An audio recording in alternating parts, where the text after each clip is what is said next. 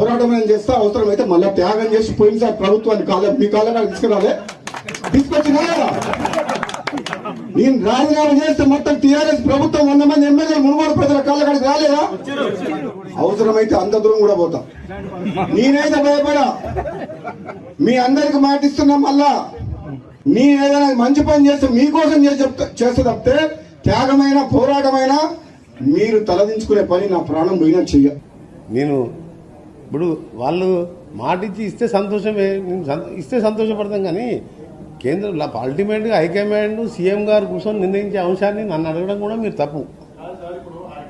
నా చేతులు లేని విషయాన్ని అడిగితే నేనేం చెప్పలేను.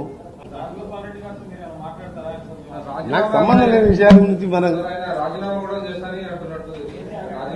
ఇవన్నీ నాకు సంబంధించిన విషయాలన్నీ నన్ను అడిగి నేను చెప్ప. నాదేంటంటే అఫీషియల్ డ్యూటీ. ఈరోజు గడ్కరీ గారు నేను అడిగినా, ఇవాళ క్లియర్గా